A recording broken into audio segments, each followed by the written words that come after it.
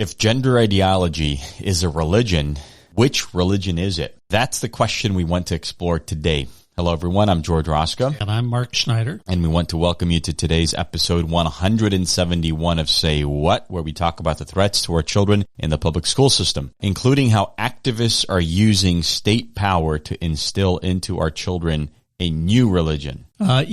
George, John Daniel Davidson, who happens to be a senior editor at The Federalist, recently wrote in an article, quote, "The conflicts roiling American society today are not primarily political or even ideological, but religious." Question, George, is what religion is he talking about? Similarly, Senator Josh Hawley wrote recently that we should replace all pride flags with building inscriptions proclaiming the motto, "In God We Trust." He also asked the question, what is the religion behind the ubiquitous pride flags and celebrations that we see all over the country? Well, we thought it would be interesting to help answer these questions.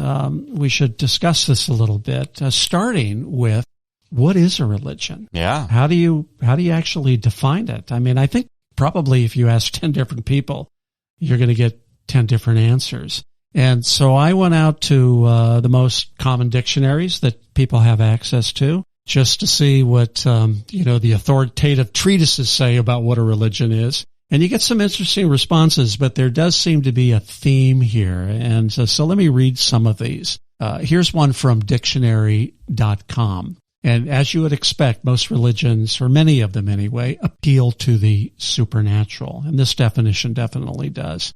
Quote, "A religion is a set of beliefs concerning the cause, nature, and purpose of the universe, especially when considered as the creation of a superhuman agency or agencies, usually involving devotional and ritual observances, and often containing a moral code governing the conduct of human affairs." So that's sort of an all-encompassing definition that gives sort of a comprehensive worldview with morals and a transcendent deity who are responsible for those morals.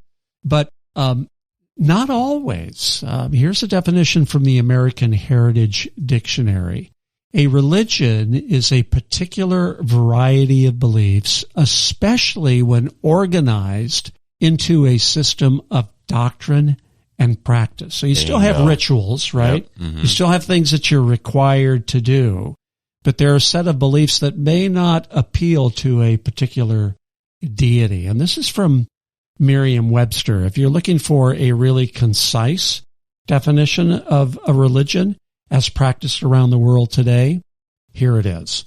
A cause, principle, or system of beliefs held to with ardor and faith, or another word for ardor is zeal, passion, right?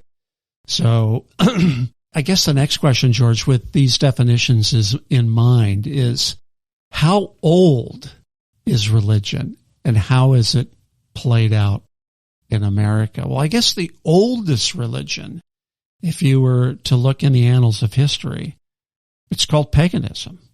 That's the oldest one. And this cult religion refers commonly to the worship polytheistic deities from Greek, Roman, and even Aztec mythology, where rites and rituals are performed in order to pacify the gods' hot-tempered and mercurial natures. And so these gods were obviously warring against themselves a lot of the time and affecting humanity depending on their mercurial temperaments. But paganism also refers to the practices of the pre-Abrahamic world known for worshiping the gods of nature. So we're talking about rocks, trees, streams. Think of Mother Earth. You've heard of Gaia, which is another name for Mother Earth. This goes back to paganism.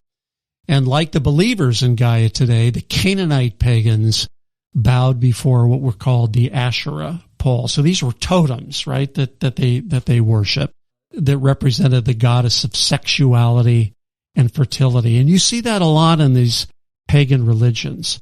They're very focused around the sensual appetites and sexuality and how to promote it. Well, the truly devoted in pagan religions would actually sacrifice their children to certain gods, like Molech was one of them, which was the god of fire, or to Baal, which in antiquity was known as the god of storms.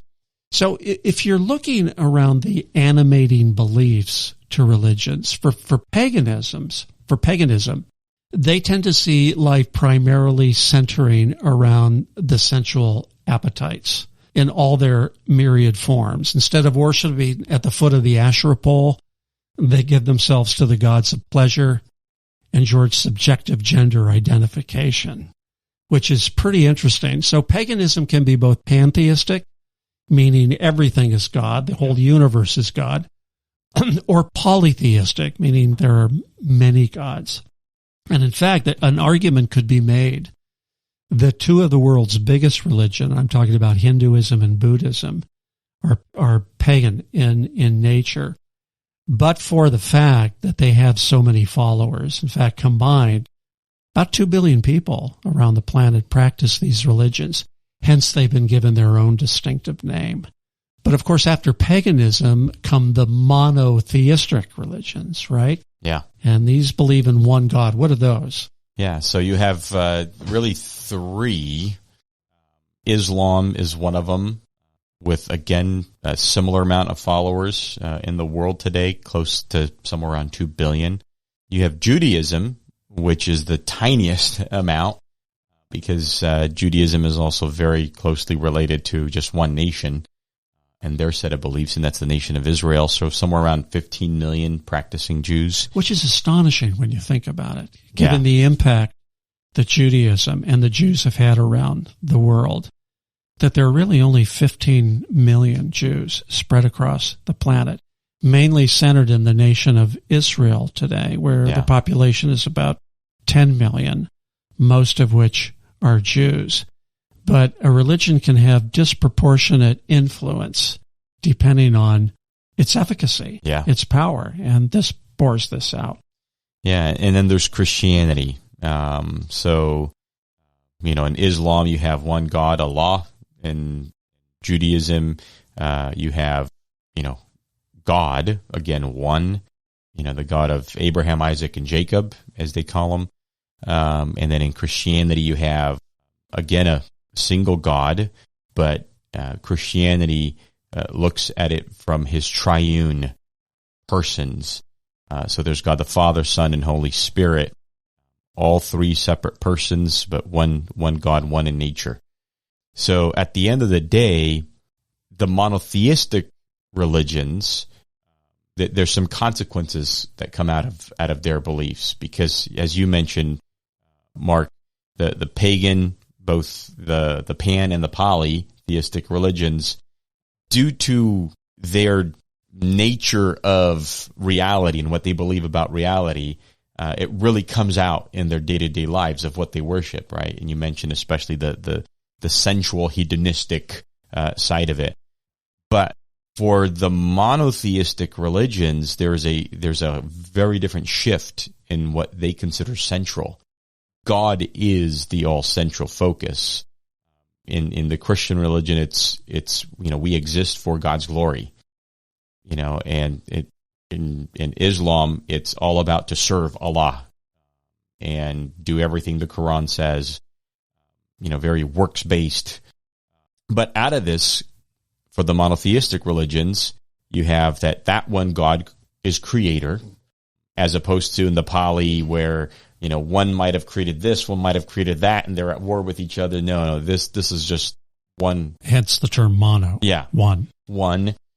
Out of the Judaism and Christianity, this is something very unique, that we as human beings are created in the image of God. Yeah, Imago Dei. The Imago Dei, that's not present. That idea is not present in Islam.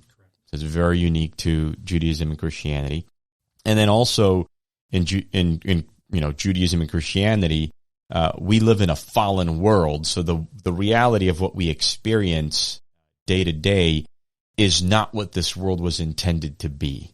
So we always have this hunch, in our consciousness that there is something wrong, and we're longing for like a perfect state in a utopia, which is one of the reasons and one of the ways that I believe that the Judeo-Christian worldview explains reality so well, because in these, cult-like religious, ideologies that we're seeing spring up here in America, there is that sort of longing for a utopia. Let's, resolve all oppression in the world. Like, where does that burning desire come from? It's coming from deep inside, right? But the monotheistic religions also give an answer to not just what is wrong with this world, but how do you make it right? And so how are we saved? Well, in Judaism, it was through the sacrificial system. In Christianity, we have had one sacrifice that annuls all other sacrifices because it's the greatest sacrifice ever made, and that is God's Son, Jesus Christ, paying that ultimate price for us. In Islam, it's you as an individual who has to pay that price every single day by the works that you do, and hopefully at the end of your life, the good works outweigh your bad works. Praying 5 times a day, making one trip to Mecca. Yeah, it is a works-based religion. Yeah.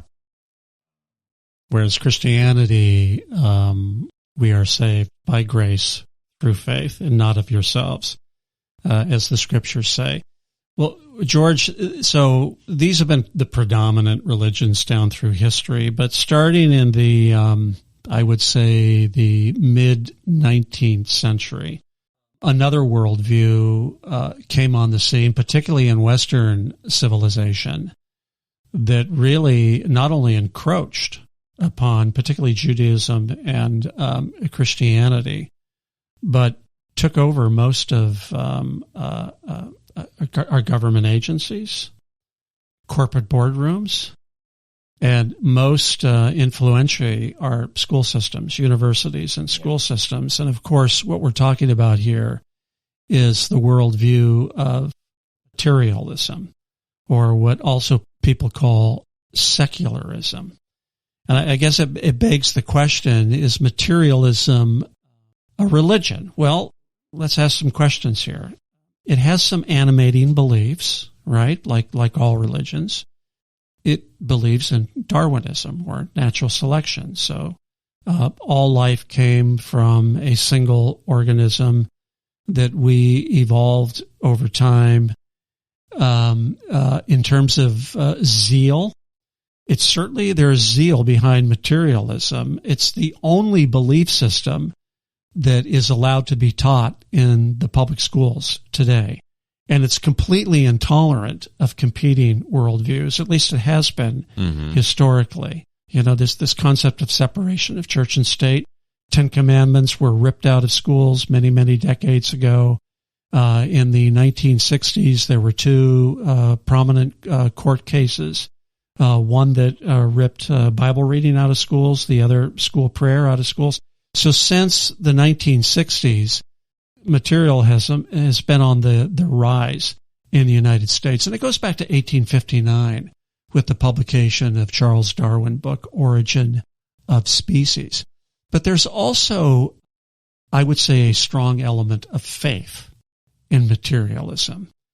Naturalism's driving force is still a complete mystery. Why should nature care about reproduction?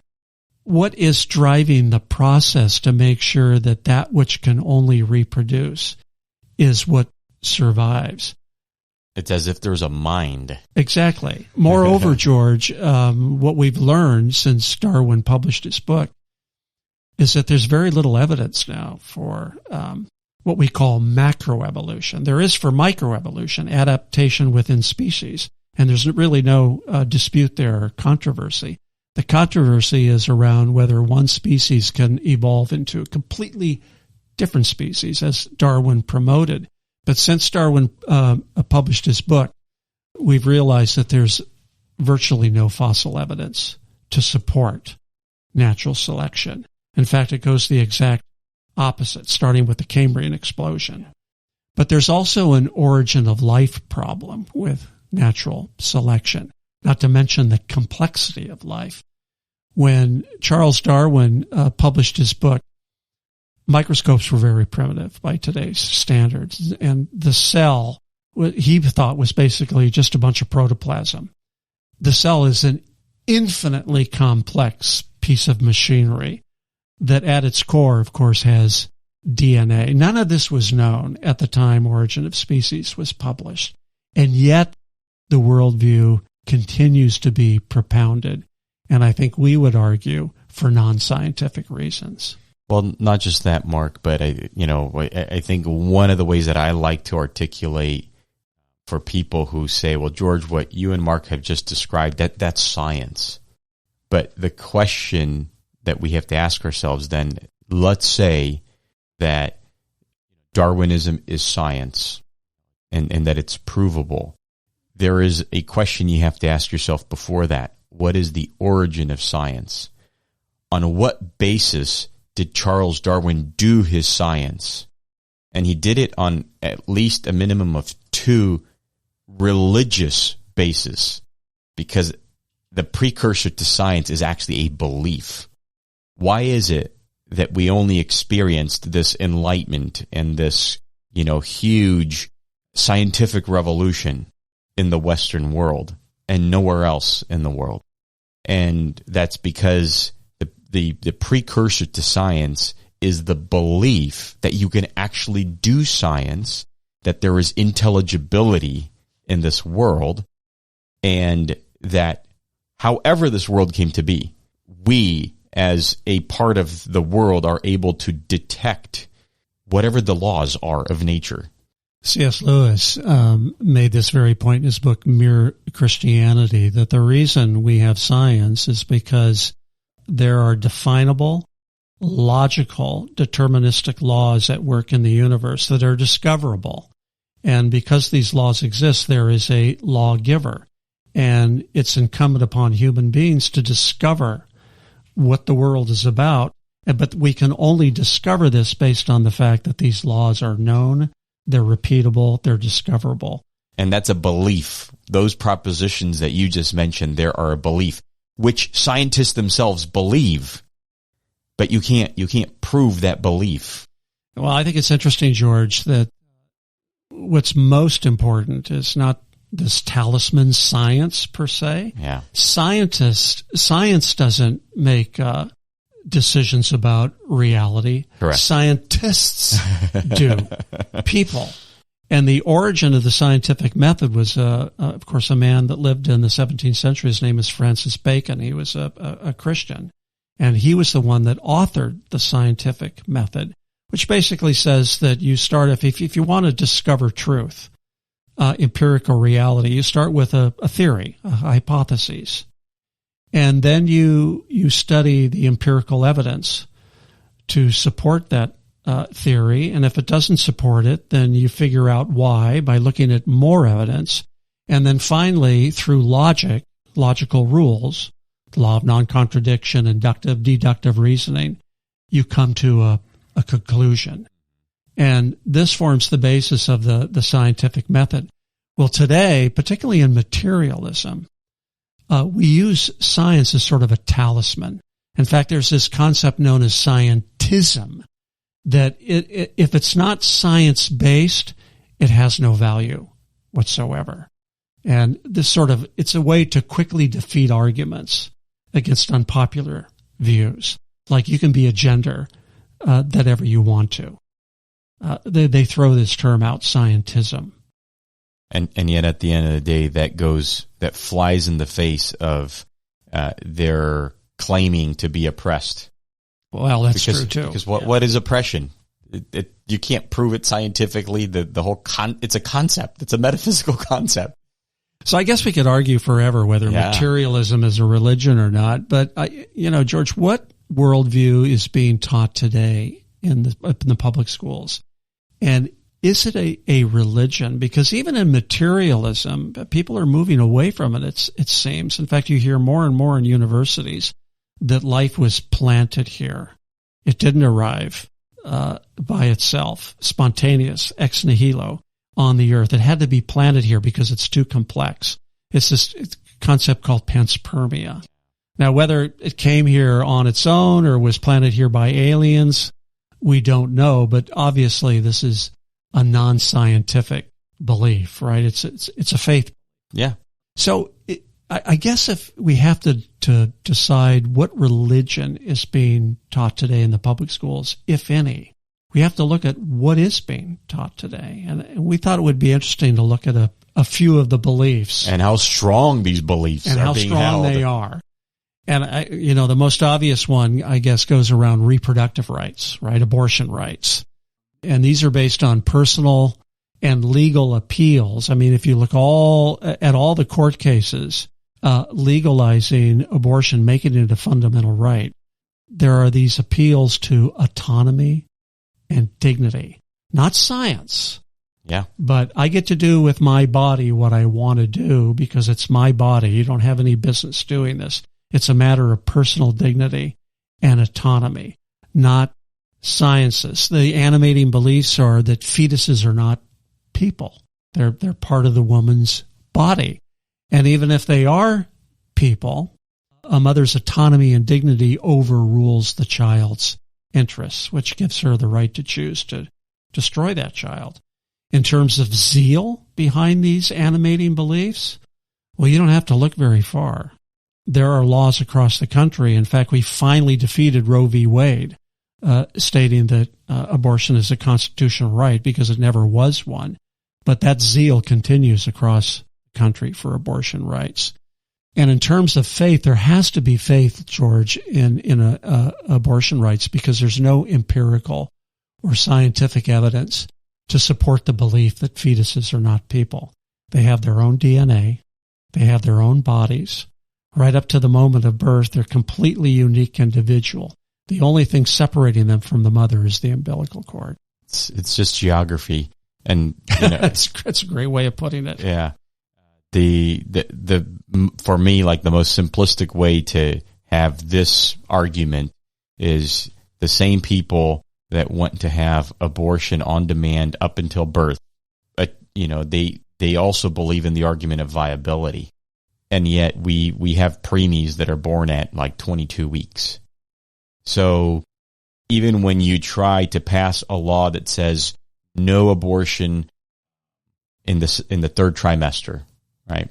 From, week 26 through week 40, you have these crazy people that just come out and, are acting hysterically in their chanting we saw when, Justice Brett Kavanaugh, right, there was these women pounding on the Supreme Court door, in protest, after the Dobbs decision. Oh my goodness, the craziness that comes out, like that is representative of a cult, of a belief system, their zeal and their passion, right?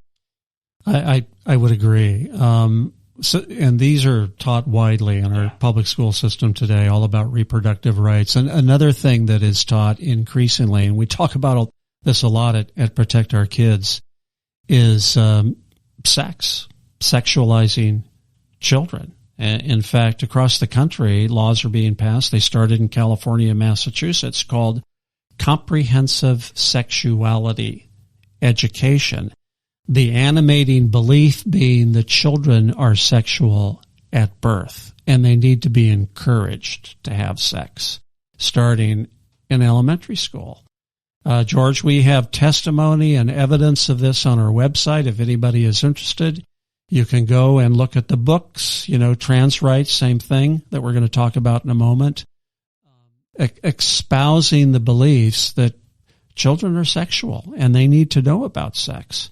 They need to be prepared not only to protect themselves, but also to enjoy sex at the earliest ages.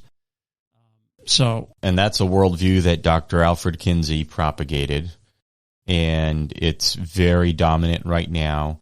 And in fact, to provide further proof that this is a belief, the International Planned Parenthood Federation codified this belief in their sexual declaration rights. And there's 10 of them. I've always find it interesting that they chose the number 10 for their 10 commandments on sexual rights. And this is one of them, that a child has a fundamental right to receive comprehensive sexuality education because of this belief that children are sexual from birth. Goes back to Sigmund Freud, who most of his beliefs and practices have been totally discredited. Yeah. And you will not find any credible scientific evidence that prepubescent children are sexual. And yet this belief system continues to be promulgated. Kids are being sexualized in grade school now. Here's another, this is probably the biggest one, a belief that's being imposed in the public schools. And of course, it's around gender and trans ideology, that you can be any gender that you want to be. The animating beliefs is the separation of gender from one's biological reality. And unlike race, ethnicity, age, or other physical attributes, gender is somehow subjective and fluid. It's only assigned at birth, George. We don't really know it at birth. It's just it's arbitrary. The claim is also that you don't have to be any gender at all. You can be something in between genders, what's called non-binary. But at the same time, George, and this is very curious, gender is determinative of one's identity that others must also recognize. So you talk about zeal, ardor. This also has been ingrained in curriculums that is forcibly taught now in public schools across the nation. It's everywhere. We've talked about all the laws over the last 25 years in the state of California. We've talked about on previous episodes about how many days or weeks or even a whole month, that's given to, the LGBTQ community, Transgender Awareness Day, Coming Out Day, Pride Month, a day of silence for this, it's at least, when you add up all of the school days, it's probably a good 20-25 days out of the year. That's what we call the corruption calendar. Yeah. Yeah. And as if we needed to say it, there is no empirical or scientific basis at all that someone can have a gender that's different than their natal sex.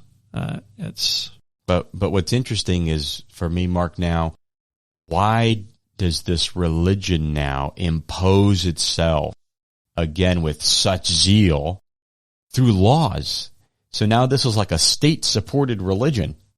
It is indeed. It's an ideology that's enforced by local, state, and federal laws. We've talked on this program, George, about the redefinition of the word sex in Title IX of our federal civil rights laws. Last week we talked about Assembly Bill 1955 in California, which is an attack on the nuclear family and parental rights.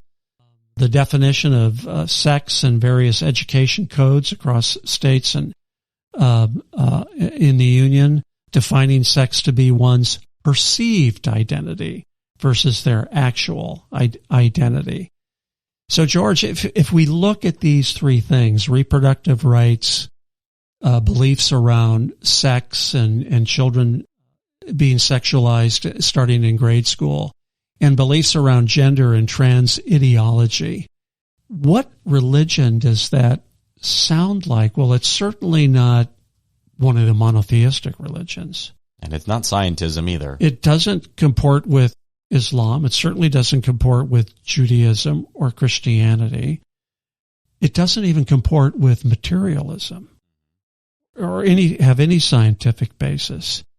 So if we have to draw a conclusion, George, it seems to be based on the oldest religion in history, which is paganism.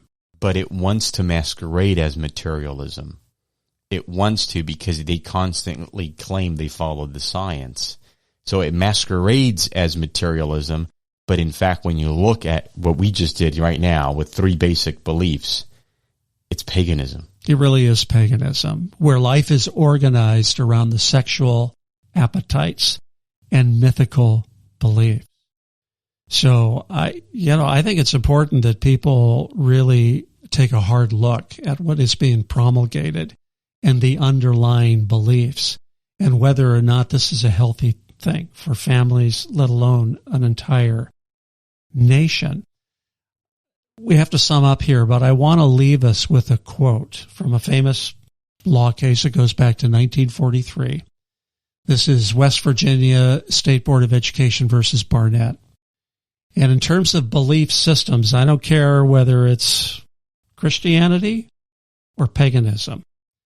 If there is any fixed star in our constitutional constellation, it is that no official, high or petty, can prescribe what shall be orthodox in politics, nationalism, religion, or other matters of opinion, or force citizens to confess by word or act their faith therein. That was written by Justice Robert H. Jackson.